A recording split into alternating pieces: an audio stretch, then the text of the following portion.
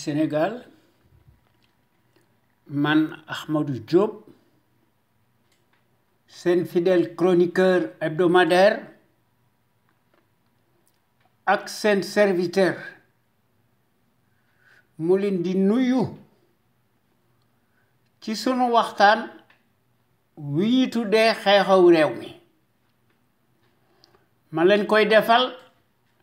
bu ma fi yàlla bàyyee bu leen fi yàlla bàyyee talaata bu nekk à partir de 17h GMT heure de Dakar soit 19h heure de Paris xam ngeen ko dutu leen ko jaawatle ñu leen koy defal à travers les ondes de notre radio Sunu Kër FM, la première radio panafricaine nekk ca Californie muy sunu radio exceptionnel bu mag bi de renommée internationale. kon xam ngeen ne tey talaata 22 septembre 2020 sunu émission bi ñuy tuddee xew-xew réew mi day gën a am solo duma tay di ko wax. La répétition est pédagogique. Kii di digle càngaay mësta set ndax dafa taqrib tilim am réew lëmm kenn du ko dénk baadoola baadoola boo ko dénkee am réew lëmm waasoom lay fal ak ci ay dagam ci loolu la nekk baadoola day fuuy di bew te amul kàddu waaye bi pënd wuree gis nanu day sàcc di ger di ko daganal li nga xam ne moom la doon naqar lu démb moom lay def tey muy son dialogue de piètre qualité et le statut soi-disant de chef de l'opposition, une incongruité décapante. Ci Sénégal xaalis mooy fal ak fen badaloo bi fexe na ba jàll waaw moo tax mu nekk ci li mu nekk badaloo bi ci coobarey boppam ci la nekk fale tut réew mi day ger caisse blanche la yore surga yi nga xam ne ñoo koy ŋàññ ñuy tàllal seeni këll ak seeni loxo moo tax suñ réew mi dellu ginnaaw suñ réew mi bu ñu changé wut la constitution moribonde suñ réew mi du masa avancé ci lenn loo xam ne ci progrès la lu néew ko bari badalo bi yoonam nekku ci muy le coronavirus plus himself Macky Sall lépp lu muy daf koy def ci coobaray boppam waaye bizarrement il gagne à tout vent ci ay tappale la koy teg waaw réew mi kenn lekkatut kenn fajootut wérgu yaram amu fi. Les principaux pouvoirs politiques qui se sont succédés jusqu'ici ont failli à leur mission régalienne. musuñu déglu benn yoon Cheikh Anta Diop,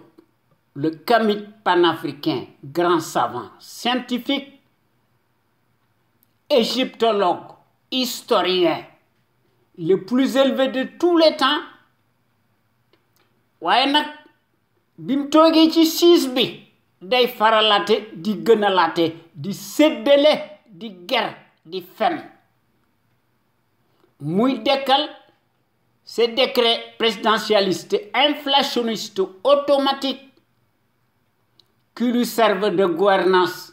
ethnique muy le potentat boo xam ne bu defee giraawal yi daf ko nié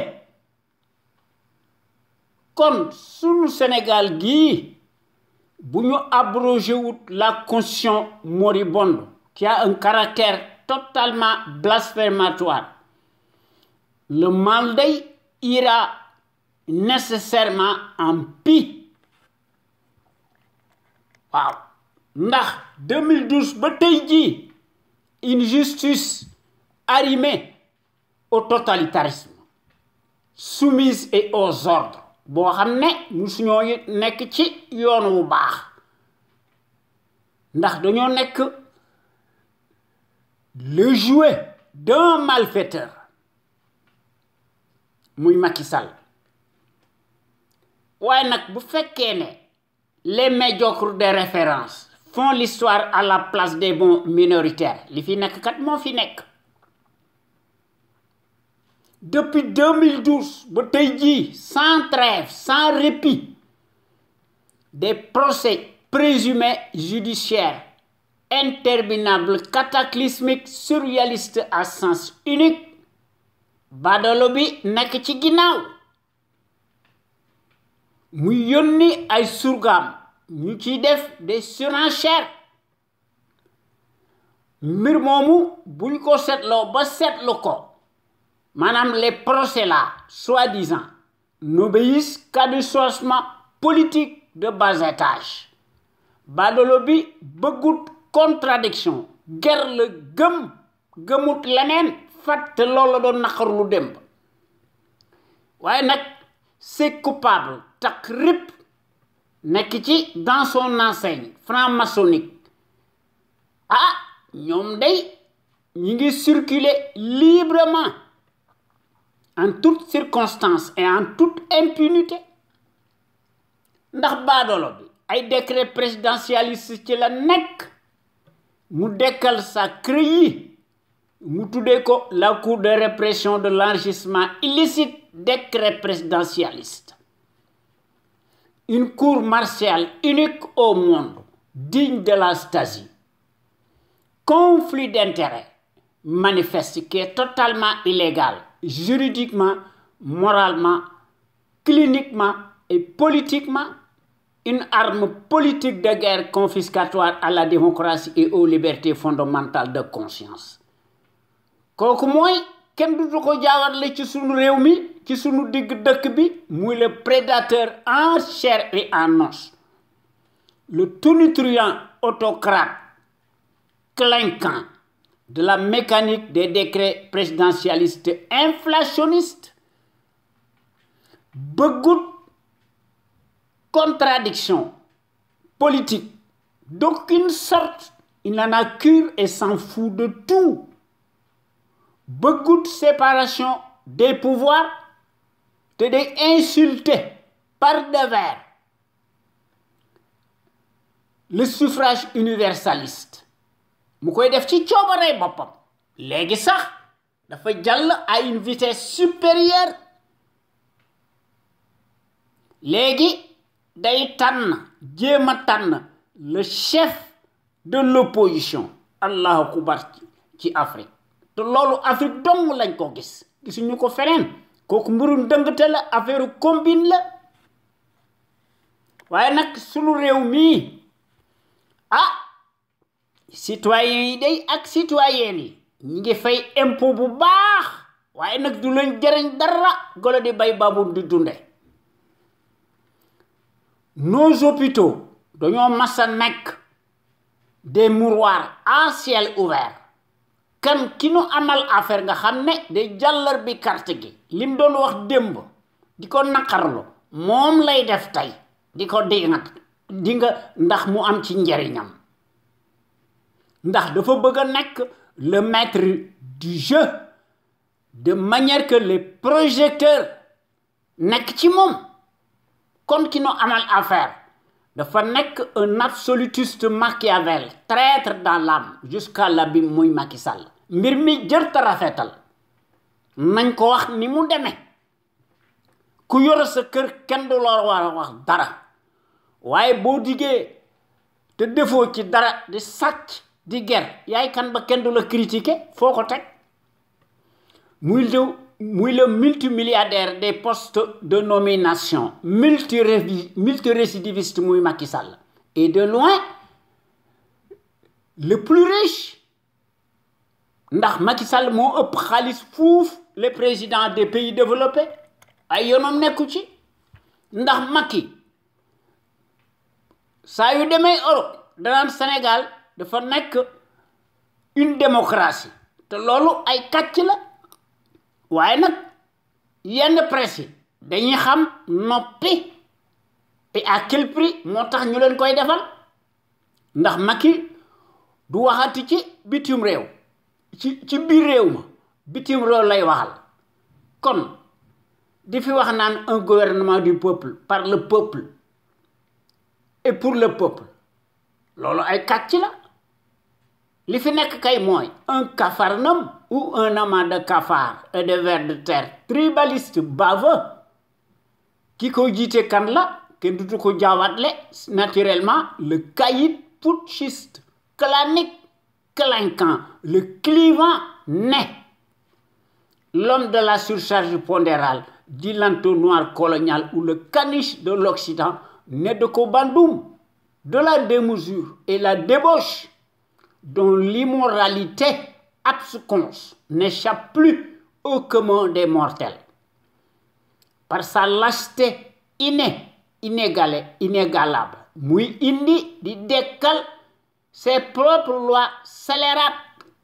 alors que moom ci boppam mësta nekk njiit c'est un accident de l'histoire muy Macky Sall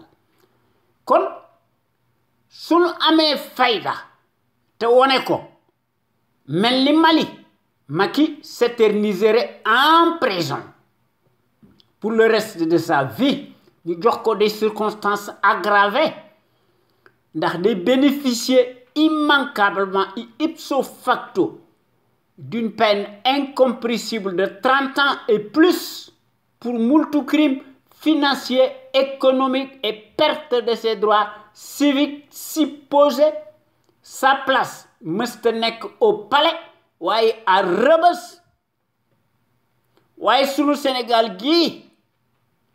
nga xam ne dañ naan depuis 62 coup d'état amu fi ñu koy rafetlo kooku affaire ndëngte la c'est une simple vue de l'esprit li fi nekk kay mooy corruption ñu naan Senghor dafay tabax un état de droit loolu ay wax la waaw les faits parlants sont têtus waaye nag comme d'habitude yéen waa Sénégal ak sénégalais ak sénégalaises yi nekk ca biir réew ma ak sénégalais ak sénégalaises yi nekk ci bitim réew ñu leen di tuddee les sénégalais de l'extérieur maa ngi leen di nuyooti te di leen sant te di leen gërëm te di leen sargal ci déglu bi ngeen di déglu gàcce ngalama yéen waa Sénégal amul leen moroom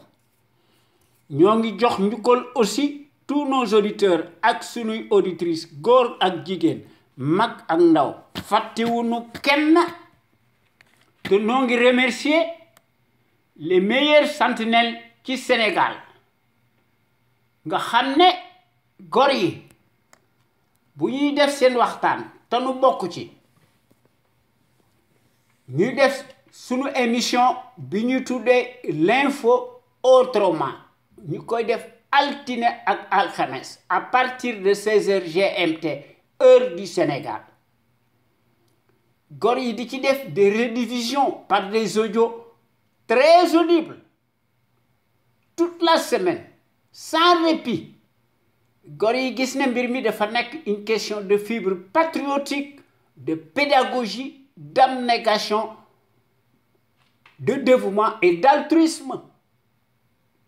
góor yi di mettre en lumière les mystifications du label menteur professionnel profanateur mécréant franc-maçon fàtte na li taxoon ñu fal ko ci 2012 dans des circonstances exceptionnelles inédites ñu falan ko par dépit et à défaut nga xam ne wone wutoon ne Macky dafa am programme Abdoulaye Wade lañ doon xeex waaye nag gis nañu li mu diggee woon du ci def dara muy le kleptocrate des horloges agitateur traître tenu en place amul benn mérite te amul benn scrupule te amul benn lueur d'humilité ou de moralité peu ou prou mënu ko couvrir xam na ko dans son fort intérieur qui est totalement en lambeaux et en putréfaction. Macky Sall himself, en chair et en os, est un accident de l'histoire. Macky Sall est plus dangereux qu'une enzyme. Toute sa politique daf ko teg ci ay tappale ci ay combine mu koy def lu bari te loolu le dialogue de piètre qualité musu ko def dara ndax da cee am des arrière-pensées politiques de caniveau ci loolu la nekk kooku mooy les vieux schémas décriés usuels daf koy def yaakaar ne mën naa garder le pouvoir waaye nag il s'appuie sur ces justiciers yoo xam ne da leen di considérer comme ses armes de guerre waaye nag gor yi nga xam ne ñooy wax à travers les ondes de notre radio sunu kër bu ñu paree ci seen waxtaan ñu tuddee ko en toute objectivité dañuy indi beneen waxtaan ñu tuddee ko la voix des jeunes maanaam yoonu ndaw ñi ak baatu ndaw ñi ñu ci indi des réflexions remarquables ñu koy prodiguer sénégalais yi ak sénégalaises yi à travers les ondes de notre radio sunu kër FM la première radio panafricaine nekk ca Californie muy sunu radio exceptionnelle bu mag bi de renommée internationale waaye ñun ñi nga xam ne ñoo nekk ci conscience patriotique pour le changement xam sa réew bëgg sa réew jariñ sa réew sunu existence mooy wone ne nun li nu bëgg mooy un véritable état régalien de droit séparation amphi des pouvoirs une justice impartiale et non soumise de manière que contre-pouvoir am fi suñ réew mi yilif boppam ci lépp sans la liberté kenn mënut a tabax dara la jot waaye baadoolo bi yoonam nekku ci muy Macky Sall l'envoyé spécial colonial attitré en Afrique et accrédité à Dakar ci 2012 ba tey jii noo ngi assister sans répit à une république des scandales tout azimut et ses casseroles torrentielles à l'infini avec le summum d'une dictature qui tourne comme jamais en plein régime intégralement négationniste d'apartheid nga xam ne ci ay parjures cataclysmiques ci la ñuy accommodé wu en permanence waaye ñun ñi nga xam ne ñoo nekk ci CPC loolu bokkut ak sunu gis de la démocratie sunu Sénégal gi lu ñu mën a wax dafa mas a nekk un grand pays historique au point de vue du savoir pluriel et de la morale éternelle en puissance waaye la servi bi yoonam nekku ci ndax day occulter la dépendance dynamique coloniale kooku mooy le champion de la rupture aléatoire et de la corruption ndax tey jii la wàlla gën a ay muy Macky Sall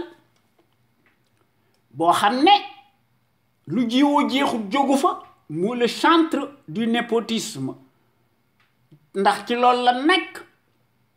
waaye démb une certaine presse dañ doon jooy démb se déchaîner pour un oui pour un non ndax dañoo xiifoon lool waaye bi pënd wure gis nañu seeni melokaay de waaye démb day dañ doon séviru de façon péremptoire abusive même sur l'ancien régime bu Abdoulaye Wade qui en avait naturellement pour son grade était traité de tous les anathèmes du monde et de tous les péchés voyez curieusement la même servilité répugnante nauséabonde dañoo changé curieusement seeni peau waaye nag dañuy garder seeni nature ndax dañuy rafetal les discours du tourniquet nga xam ne Macky buy briser de plus en plus les consciences abîmées la même servilité dañuy changer de tonalité et de sémantique et préfère parler de gros morceaux péchés maanaam corruption te corruption péché la waaye seen yoon nekku ci waaye Macky Sall loolu jaaxalul ci moom ndax dafa mas a tagg l'apologie du nazisme monétaire muy l'ingérence coloniale loolu mooy wane ne Macky Sall amul benn yoota de patriotisme ni de fiscalisme te amul benn panafricanisme te amul civisme ndax moom ci boppam dafa déclarer ci Paris mu ne la monnaie coloniale est bonne à garder waaw waaye nag mook Alassane Ouattara fexe nañu ba tappale waaye ñun ñi nga xam ne ñoo nekk des panafricains ñu nekk debout à l'échelle continentale africaine suñu discours day tax na ba Alassane Ouattara ak Macky Sall fen ne daal CFA bi daal des na ko fi jële des na ko remplacer par l'éco waaye bu ñu seetloo mbir mi maanaam l'éco et le franc CFA benn la ndax bonnet blanc la ak blanc bonnet te li ci gën a doy waar monnaie boobu day ñu ngi koy defare ci France te France dana xam ñaata billet moo fi nekk kon indépendance amu fi lu néew ko bari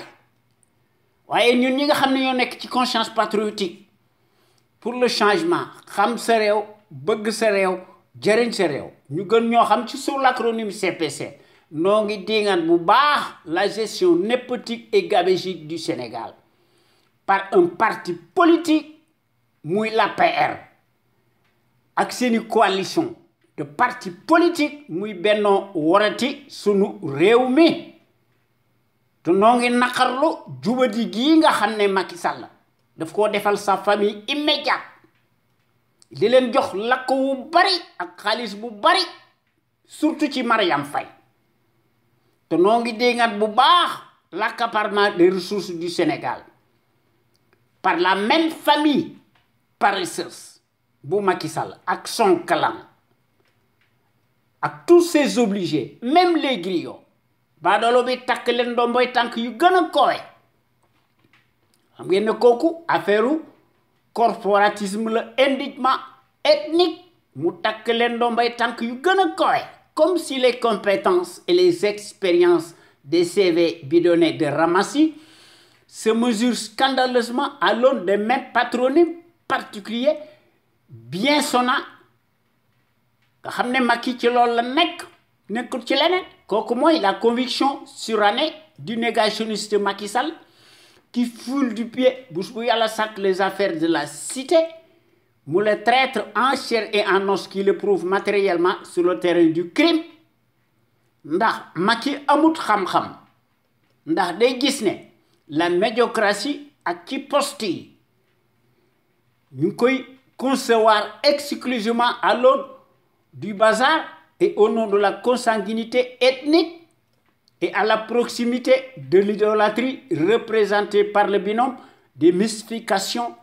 ethniques idiocratiques te Mariam Faye xam na ci dara ak ay mbokkam Macky Sall a nommé plus qu'un village entier portant les mêmes patronymes particuliers visiblement bien sonnants kon yéen góor yi ñoo ngi leen di ñaan ngeen di ñëw di fraterniser ci conscience patriotique xam sa réew bëgg sa réew jëriñ sa réew sunu Sénégal gi moo ciy gañe ak sénégalais yi ak sénégalaises yi ndax bu ñu bëggee mën nañ ko ñu def ko nag dans le sens des progrès exponentiels ensemble tout est possible toutes les ressources humaines ñi ngi fi jàngkat yi ñi ngi fi scientifique yi ñi ngi fi expert de haut niveau yi ñi ngi fi lépp a ngi fi li fi manqué kay mooy booloo am mbooloo moo fi manqué waaye réew moo xam ne une minorité cartélisée plutocrate nga xam ne ñu leen di ger ñuy sëgg di ko daganal di réciter alxuraan te xamuñu li alxuraan wax ndax alxuraan dafa mas a wax ne amut lenn loo xam ne mooy change ci ab dëkk bu fekkente ne bii ne ñooñu lu bon li ci nekk ci ñoom duñ ko dindi waaye suñ réew mi wax fi dëgg day indi musiba waaye nag ñun ñi nga xam ne ñoo nekk ci conscience patriotique pour le changement xam sa réew bëgg sa réew jëriñ sa réew suñu principe daal mooy il faut que suñu réew mi ñu def ko ba nga xam ne day nekk ci tànk yi nga xam ne ci les pays émergents yi nekke ndax loolu kat mooy dëgg waaye nag suñu dëkk ba day képp koo xam ne yëkkati nga sa kàddu bala ngaa pare baadoolo bi dana yónni ay dagam loolu moo tax suñu rajo suñu kër exceptionnel bu fi nekkutoon àdduna tukki ndax suñu dëkk ba toute critique boroom teg ko ci dëgg mu indi ci ay preuve yu leer naññe à l'appui baadoolo bi day déglu muy le tyran encombrant muy yónni ay surgaam ses auxiliaires de service maanaam c'est tonton Macoute kooku de daanaka bala moo pare ñu defal ko un mandat de dépôt presto illico waaye nag les fonctionnaires politicards paresseux mercenaires alimentaires tous dañuy xam noppi di sëgg di yore seeni këll ak di tàllal seeni loxo se transforme en sarabande des vers de terre baveux li ñu doon ndax dañoo mas a nekk les symboles maléfiques des traîtres unifiés dans l'âme boivent sans répit le calice jusqu'à la lie du haut de leur rang ndax dañuy dund ci mbaggum suñu réew mi en toutes circonstances et en toute impunité waaye nag bizarrement dañuy naan kati jantampe ndax ne tarisse pas d'éloge à l'égard du fasciste encombrant lequel paraît-il n'a pas de défaut mais rien que des qualités mu nëy te gëmuñu ci dara waaye baadoolo bi di yoonum nekku ci ndax noonu la masa mel ndax day jël ses propres intérêts mal placés mu teg ko ak ceux de ses parrains tapis dans l'ombre ñu tuddee ko la stratégie géopolitique internationale gole di bay babu di dunde ndax ñoom seen wax bariwut dañuy jëf ñun nag dañuy mànkoo ci sunuy somnolence ci sunuy résignation ak ci sunuy fatalisme moo tax li fi nekk di fi nekk waaye day un fonctionnaire si riche daal n'est jamais synonyme de patriotisme te loolu jaaxalun ci kii nga xam ne dafa mas a nekk un indigne chef de bande d'un parti politique cliniquement clanique clinquant même ndax ci la dëkk guddi ak bëccëg kooku mooy le pion Macky Sall le label du foutoir en chair et en os nga xam ne ci 2009 ba tey jii dañ koy peindre sous les défroques victimaires des leurs et sous la baguette magique de la référence propagandiste mondialiste de l'arbitraire et de la tyrannie ñuy jokkoo en jointure avec le vacarme hystérique de la servilité endogène en place waaye de une certaine presse daal boobu waxam bari na une certaine presse d'État ñoom daal nee nañu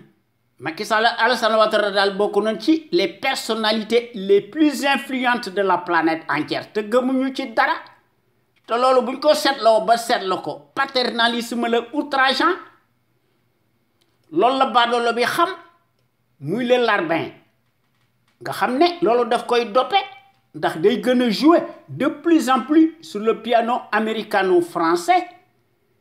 waaye nag yoonam nekkul ci mbënd mi ci inondation yi ak ci tumuranke bi il passe tout son temps à restreindre drastiquement et davantage la liberté d'expression ndax day gën a jënd de plus en plus les consciences abîmées présumées notables des leurs waaye yëmut ci loolu day commander du matériel de répression tout azimut notamment nag à sa clientèle préférée yoo xam ne dañ koy sant di ko gërëm te naan Macky Sall yàlla na fi yàgg waaye Macky Sall day jigunu te li ci gën a doy waar les populations sénégalaises siphonnées astiquées ñu leen di considérer comme un matelas financier extensible ñu leen di cribler d'impôts et de taxes de toutes sortes ñooy fay bor bi te bor bi dis na ganna te yet wi nga xam ne moo nuy duma noo koy jënd te loolu doy na kiimaan kon suñ réew mi nañ ko changer ñu teg ko ci loxoy jub ndax la répétition est pédagogique du ma tàyyi di ko wax ndax hier comme aujourd'hui depuis 16 ans notre radio sunuker.com qui est à l'avant-garde et à la pointe du combat juste et pour l'émergence du Sénégal debout et fier de l'être sunu rajo bu mag bi mësta nekk ci les chantiers battus ndax sunu rajo bu mag bi day proposer du neuf te day briser les tabous te day bousculer les idées reçues te day innover te day populariser aussi la démocratie ndax sunu rajo bu mag bi mësta nekk ci les conventions ubuesques de l'établissement s'inscrit nag fidèlement dans sa trajectoire révolutionnaire qui évolue dans le bon sens des valeurs et des progrès immenses, exponentiels, salutaires et indispensables, pour que nous soyons capables d'assurer le destin de notre pays sur des bases voulues, en toute indépendance, et en toute logique et en toute conscience. Qu'on le veuille ou non, n'en déplaise à la pestilentielle apérisée, notre média est devenu, comme jamais, un phénomène de société, reste le seul à aborder librement les sujets les plus variés qui sont considérés comme la loi de l'omerta. En particulier, la gouvernance politique, bancale, ethnique, que les médias serviles du service public, Madame, les mêmes patronymes particuliers, visiblement bien sonnants, ñoo fa nekk te loolu gis nañ ko ci la maison présumée de la presse te loolu gis nañ ko ci RTS la radio télévision Racine Talla Macky Sall te loolu moo am ci APS te loolu moo am ci Le Soleil yaa xam mbay day xar mat nekk ci jant bi waaye nag day saaga ndax li tax muy saaga jinax day bu dee tëkku muus booba ñag ba moo fa jege waaye nag ñoom ñëpp a yem muy presse beeg ak média privé yeeg ñoom ñëpp tous passent au peigne fin tous arrimés et deviennent de facto des instruments alimentaires politicards soumis aux ordres monopolisés par le pouvoir calamiteux tortionnaire usurier dañuy xam noppi di sëgg di tàllal seeni loxo ak seeni këll kon dañoo manqué patriotisme ak civisme ndax musuñu ko am waaye nag su rajo bi mooy mottali seeni ndëngte ndax mu koy compenser te loolu gis nañ ko ci tant par la qualité des informations qui sont largement publiées à travers sunu site sunuker.com que par les analyses pertinentes des sentinelles sénégalaises nga xam ne ñooy wax à travers les ondes de notre radio Sunuker FM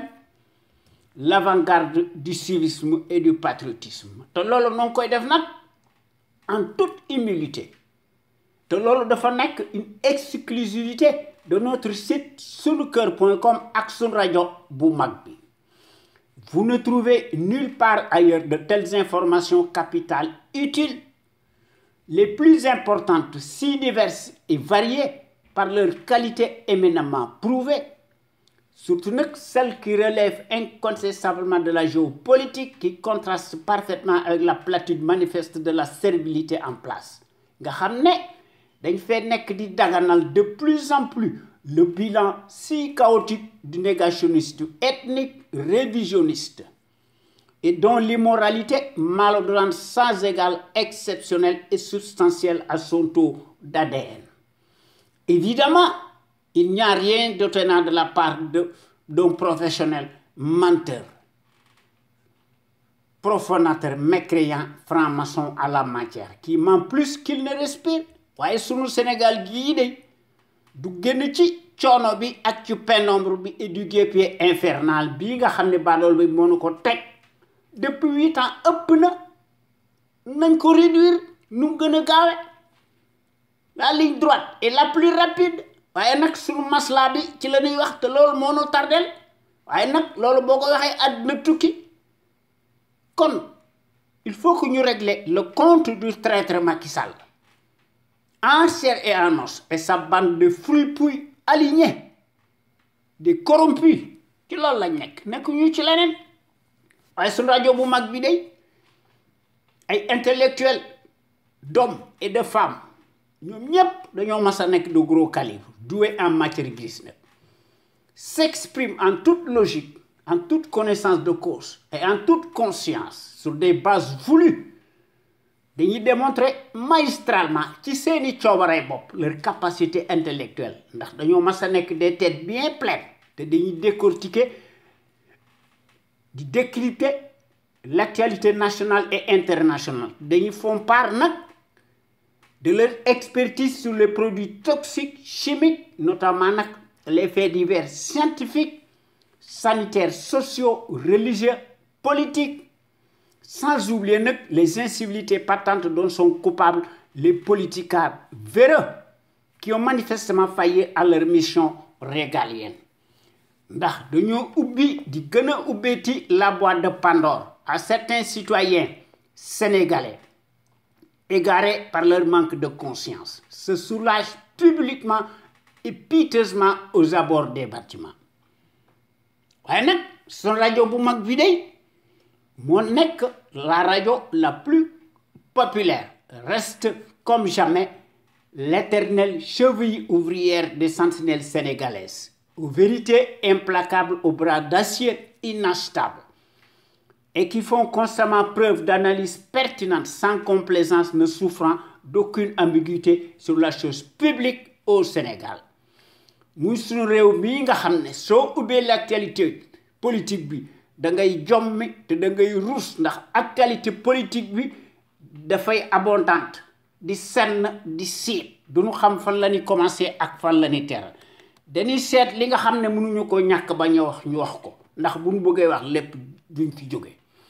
kon sunu principe daal mooy ndax ci loolu la ñu mas a nekk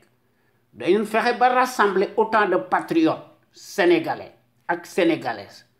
ñu def ko autour d'un idéal commun. Pour cela nag ñu ñépp ñu indi ci suñuy Pastef ñu indi ci patriotisme civisme abnégation ki ne indi ci sa xalaat bu rafet ñu boole ci nag la démocratie participative à l'échelle nationale li nga xam ne muy jën wu mag wi muy la clé de voûte maanaam la volonté politique de chaque sénégalais ak sénégalaise ndax suñ réew mi nekk nag le phare de la démocratie plein développement économique politique militaire financier am fi son soldats si ñu jox leen moyens yu takku des moyens matériels ndax ñu mën a assurer la sécurité de nos frontières aériennes ak terrestres et la liberté de circulation des biens et des personnes te loolu fu mu amul dara du xew te loolu gis nañ ko ci Mali waaye nag Cheikh Anta Diop day góor gu tedd gi fi nekkoon yal na ko yàlla xare àjjana moom day ci loolu la daan wax muy Cheikh Anta Diop le visionnaire hors pair l'éternelle figure de proue charismatique le gros calibre homme d'honneur le kamit panafricain moom da daan wax ne l'Afrique doit opter pour une politique de développement scientifique et intellectuel et y mettre le prix. Sa vulnérabilité excessive des 5 derniers siècles est la conséquence d'une déficience technique. Le développement intellectuel est le moyen le plus sûr de faire cesser le chantage, les brimades, les humiliations. L'Afrique peut redevenir un centre d'initiative et de décision scientifique au lieu de croire que les condamnés à rester l'appendice, le champ d'expansion des pays développés. waaye baadoolo yi day ñoom seen yoon nekku ci moo tax muy roy ci Cheikh Anta Diop waaw di topp ci li nga xam ne moom la doon wax même bu fekkente ni bii sax xam nañu ne te loolu c'est une évidence moo nu ëpp xam-xam waaye nag day ñun notre combat légitime daal mooy fexe ba réformer impérativement le régime présidentiel moribond bancal prédateur ñu remplacer ko par un régime parlementaire bi nga xam ne Mamadou Dia moo ko doon jiite yàlla na ko yàlla xare àjjana amiin leneen lu nu mën a def day nekk lu dul un coup d'épée dans l'eau su réew mi il faut que ñu tabaxaat ko gën koo remodeler ñu indi fi nag des principes démocratiques et des institutions fortes inviolables respectées nag par des patriotes sénégalais ak sénégalaises imbus de la fibre d'honneur suñu bëggee am su réew mi jëm ci kanam suñu bëggee une gouvernance irréprochable nekk fi pour cela nag il faut que loolu nekk suñuy tâche yoo xam ne dañ cee war a attelé wu te kooku c'est primordial kon il faut que ñu créer les conditions obligatoires boo xam ne une véritable gouvernance politique économique saine transparente financière attentive ñu seet li nga xam ne mooy nos intérêts nationaux vitaux légitimes supérieurs ci Sénégal ñu def ko ndax ñu mën cee am sunu njariñ ndax adduna pays yi ci loolu la ñuy jafandu les États n'ont pas d'amis mais rien que des intérêts pour toutes ces raisons nag et pour ce faire il faut que ñu teg ci sunu bopp réew mi de véritables sentinelles sénégalaises charismatiques de manière que ñu mën a créer une impulsion dynamique pérenne cela étant dit il faut que ñu cultiver fi le patriotisme la démocratie la justice sociale la justice tout court l'éthique l'équité l'unité nationale am fi sécurité am fi te lu ci manqué dara du xew te il faut que nous rehaussions nag l'étendard de nos valeurs pour cela nag nous devons nous inspirer et puiser dans le trésor inestimable de nos valeureux hommes d'honneur yoo xam ne ñu tëdd ci sunu digg dëkk bi te ay sufi yu mag lañu yoruñu paaka yoruñu gobar te jàngkat yu mag lañu ñu jàngale seen xam-xam ci sunu université yi ci sunu collège yi ci sunu daara yi ak ci sunu école primaire yi bu ñu fàtte aussi Lat Dior Ngoné Latyr Diop l'homme de la résistance armée notre héros national qui combattit farouchement et héroïquement l'armada coloniale pendant 24 ans malgré la supériorité numérique et matérielle mooy Lat Dior Ngoné Latyr Diop qui a versé son sang et marqué d'une empreinte digitale sa vie a livré des combats acharnés sans merci combats yu metti face à l'armada du colonialisme repoussant muy Lat Dior Ngoné Latyr Diop notre héros national qui tomba farouchement sur le champ de l'honneur les armes à la main à la bataille de Derklé le jeudi 27 octobre 1886 avec deux de ses enfants majeurs Thiendella Niabass ak Sakhewar Niabass ndax ci bis boobu beaucoup de ces guerriers redoutables ils laissèrent leur vie yal na ñu yàlla xare àjjana mu ci combat boobu nga xamante ni bii historique moo nekkoon ci Derklé waaye dans l'histoire du Sénégal en tout cas précisément ci Kajoor n'importe qui daal ne pouvait pas prétendre le titre de Damel du Kajoor ndax ci jamono jooju daal li nga wuyoo il faut nga nuru ko te da nga war am fitu gaynde et il fallait avoir l'esprit du sacrifice et la capacité de résistance te da nga war a nekk un homme de poigne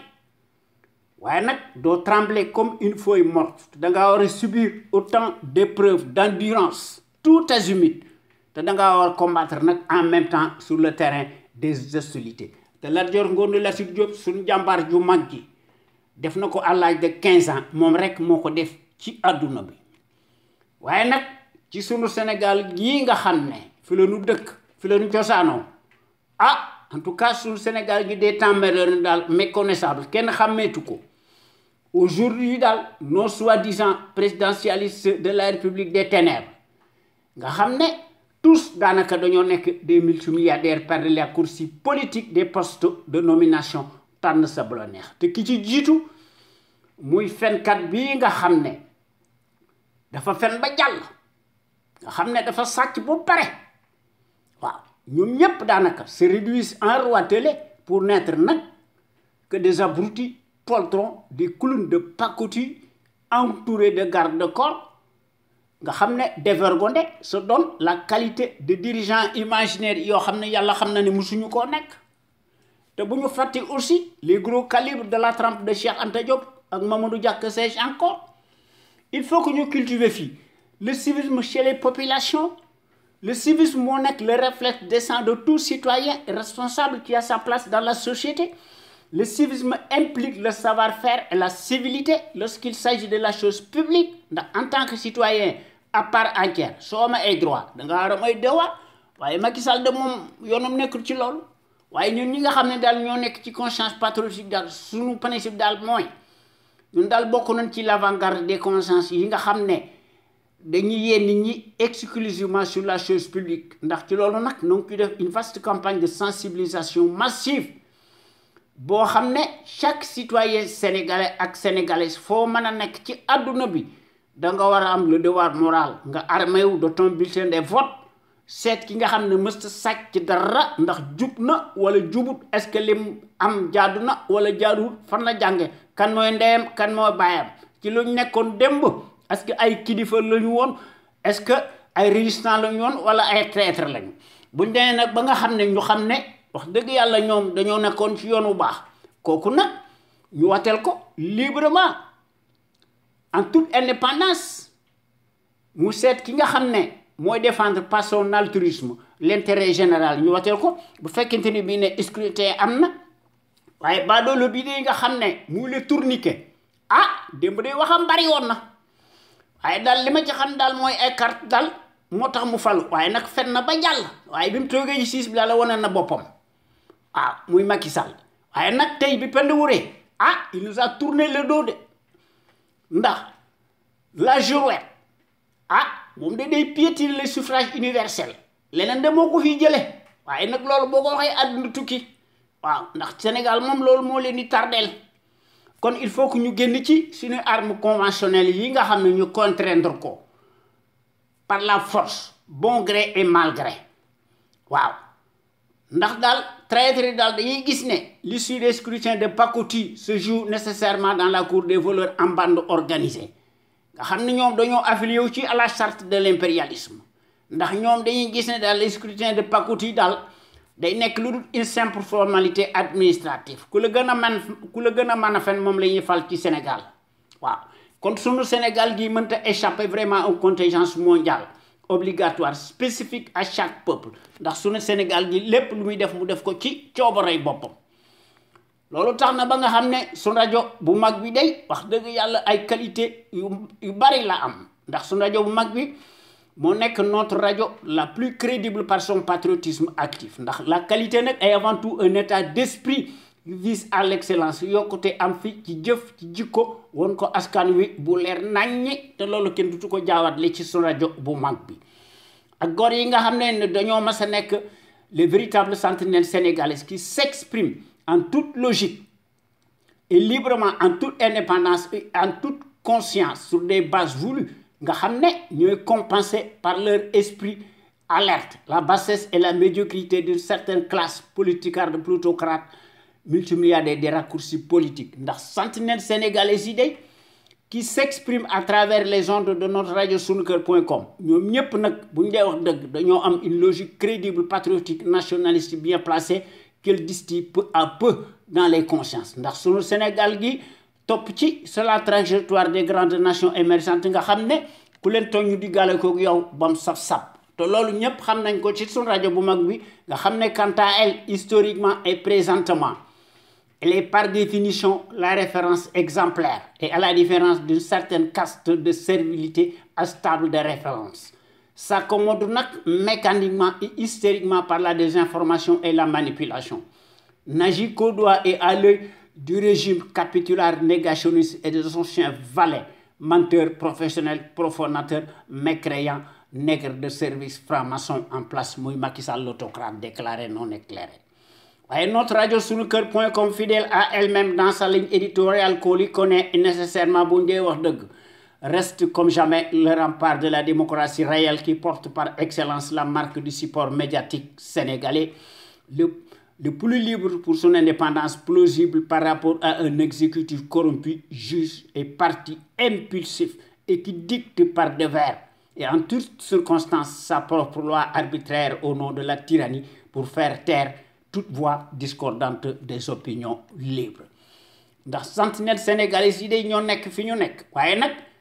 woote nañoo les politiciens yi nga xam ne dañoo am ay insuffisance criarde à l'infini nga xam ne dañuy tàllal seeni këll ak seeni loxo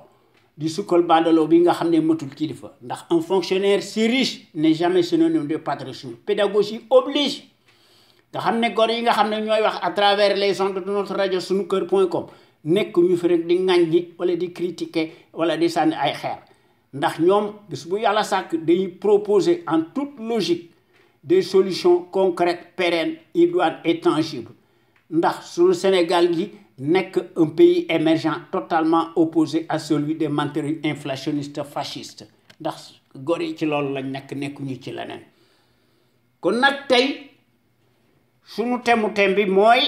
nan ci waxati ndax daanaka mas nañ ko wax xanaa kay dañ koy gën a yokk rek waaw ndax sénégalais yi ak sénégalaises yi ku ne am ci ta grille de lecture ndax loolu aussi bokk na ci démocratie kon noonu wax ci wax ji ndax baadoolo bi lii ci loolu la mas a nekk ci ay naxe daal la maanaam politique daal mooy fenal waaw ba jàll soo jàllee nag wedd say kàddu ci lépp waaw kooku mooy le changeant ou la girouette kon nanu wax ci le monarque qui joue sur la division et la carte de la trahison ndax Macky ci loolu la nekk ndax ci yëf yi boppam rek ci la nekk li muy wax tey boo liggéey du ci def dara waaw waaye nag il gagne à tous les coups bizarrement kon suñu réew mi war nañoo seetaat seen bopp waaw waaye nag suñu réew mi wax fi dëgg day indi musiba loolu moo nu tardel ndax le soi-disant dialogue national nekk lu dul qu'un exutoire pour amuser la galerie nga xam ne day cacher bien en filigrane la corruption ne mènera à rien si ce n'est qu'une simple ruse tendant à laminer ou diviser les partis politiques peu à peu en les mettant les uns aux autres de sorte qu'ils ne valent rien nga xam ne du suñu jar dara baadoolo bi ci loolu la nekk ndax dafa am une caisse blanche boo xam ne da koy gere ndax pourtant day moom ci loolu la doon naqarul démb nga xam ne daf koy def afin que le prédateur en chair et en os muy casseur du siècle nga xam ne li mu koy def maanaam ndax day bëgg a mettre d'une bouchée dans son ventre toute l'opposition cartélisée et les digérer ci loolu la nekk kooku mooy le mongolien le premier mongolien ci loolu la nekk waaye nag son frangé day moom it mi ngi digérer sa proie dans les eaux troubles de la paire ndax ñoo bokk mbuus ndax Aliou Sall moo nekk l'entonnoir de Macky Sall loolu kat moo fi nekk pàccoo la alalu suñu réew mi di sàcc di ko daganal waaye ñi nga xam ne daal ñoo ko yilif da leen di jox la ko wu rëy kon nag ñoom duñ ko critiquer ko ci dara kon le changeant mortifère qui s'est lamentablement converti en tonnant li mu doon par ses ratonnades épileptiques et abyssales n'est pas à son coup d'essai loin de là ndax ci loolu la mas a nekk ndax ci loolu la falo waaye bi mu faloo aussi ci loolu la nekk waaye li ci doy waar moom day moom day mës a perte ci dara waaw ndax mooy bind lépp tout léegi sax day gisaane waaw kooku maanaam dialogue bi dafa nekk lu un marché de dupes y compris nag surtout le soi-disant statut de chef d'opposition en bandoulière nga xam ne mbir mi am na lu ci nekk ndax ñaari mbir yooyu buñ ko seetloo ba seetlu ko c'est du pareil au même rien ne tient car tout est décousu de fond en comble ndax le coupable teigneux désigné numéro 1 chef de parti politique himself Macky Sall cliniquement clivant clinquant même continue de jouer habituellement la carte de la trahison ndax ci loolu la nekk ndax day jafandu ko ci la division xaalis oblige ci loolu lañ nekk waaye day Europe de ñoom loolu mënuñu ko waaye nag suñu réew bi moom loolu na lay def ndax président de la République nekkutul président buur la ndax dafa am des prérogatives supposées loo xam ne da ciy ëppal te du tàggu kenn kon au nom de la traque des biens mal acquis à géométrie variable et à double standard et à géométrie variable badalo bi doon ko organiser ndax ci la nekk ba nagani nga xam ne mu koy def pour des raisons politiques de politique politicienne nga xam ne selon l'obéissance des uns et l'insoumission des autres au mauvais endroit que l'on appelle pompeusement à corps et à cri BMA nga xam ne dafa nekk un grand mot ou une coquille vide nga xam ne moo ñu renseigné bu ñu dee wax dëgg éloquemment sur un régime le plus scandaleux de toute l'histoire politico-financière du Sénégal qu'on n'ait jamais connu jusqu'ici nga xam ne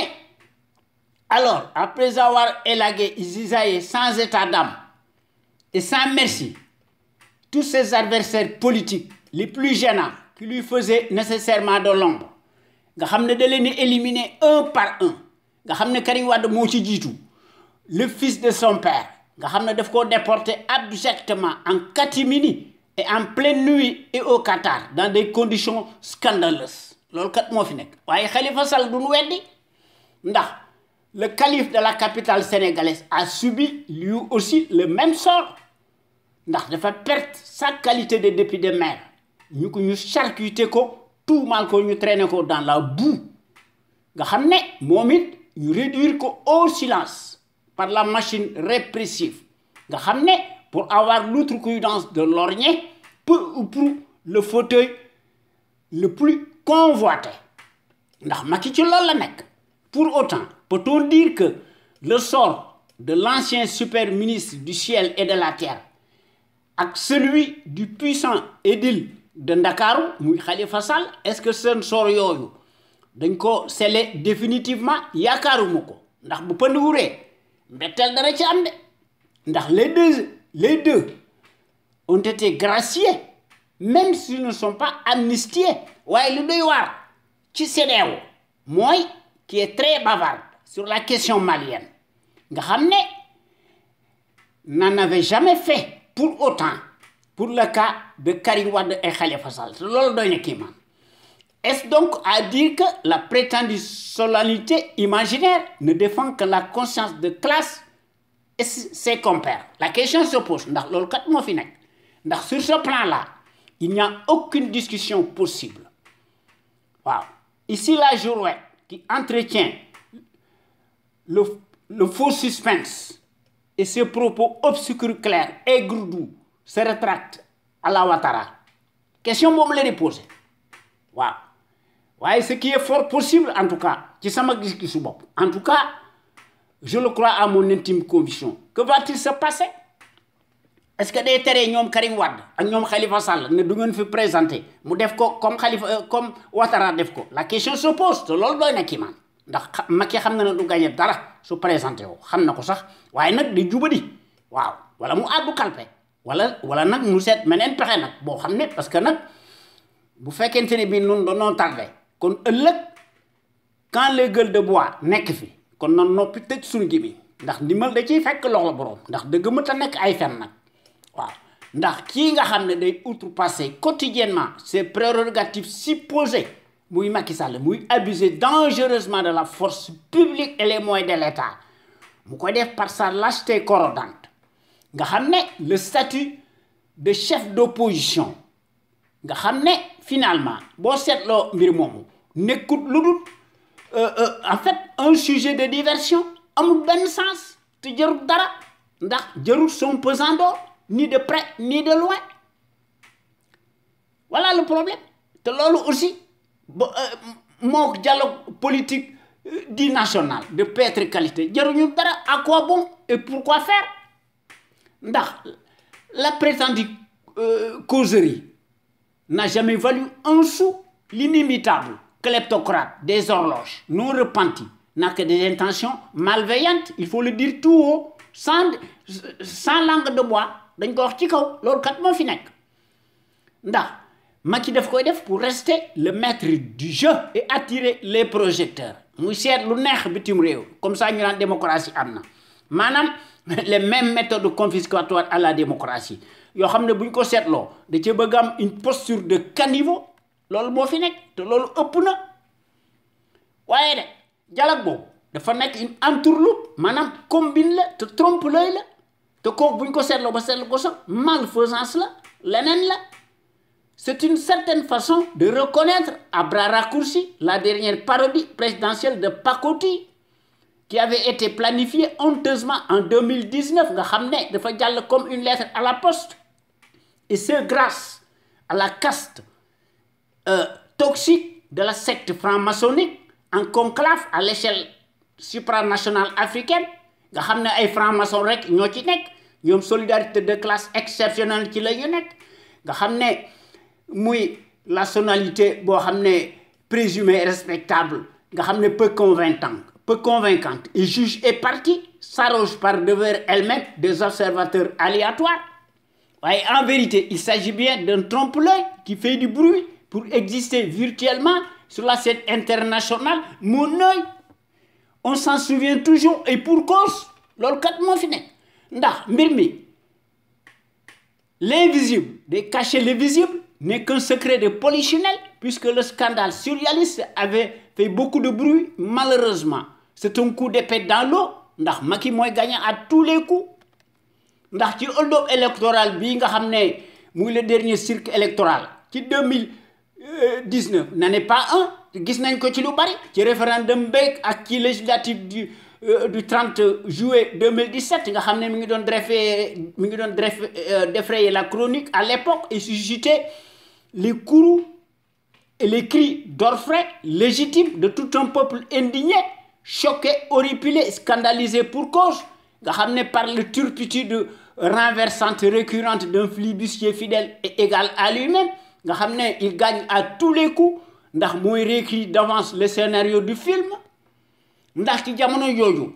j'étais indigné et tombé des nues et jusqu'à aujourd'hui au point que ci jamono jooju dama bind benn article daté ko du 14 mars 2019 maa ngi ko intitulé woon l'esclandre du juge Demba Kandji et politique nga xam ne dafa nekk une bombe à fragmentation boo xam ne day laisser une tache de sang et des séquelles indélébiles dans l'histoire du Sénégal te loolu bind naa ko te bind naa leneen ndax la chape de plomb qui nous a révulsés par définition reste toujours dans nos gorges malgré la percussion médiatico-politique mensongère sur le cirque électoral bii nga xam ne dafa jàll comme une lettre à la poste ci 2019 kon kooku bu dee wax dialogue ku ko gëm da ngaa dof ndax fichier bi leerul te fichier bi bu leerul dara du xew waaye Aliou Ndiaye moo fi nekk te dégg nañ discours bi nga xam ne ci la nekkoon moom doon wax ne il travaille pour que Macky Sall gagne te Macky Sall aussi da doon wax ne il faut que nga foqar ci mu def ko par audio parce que sinon opposition bi deuxième tour dañ lay galgal te def na li muy def ndax pour rappel l'autocrate déclaré non éclairé et qui est digne de lui avait obtenu miraculeusement plus de 2 500 000 de voix maanaam soit 58% 27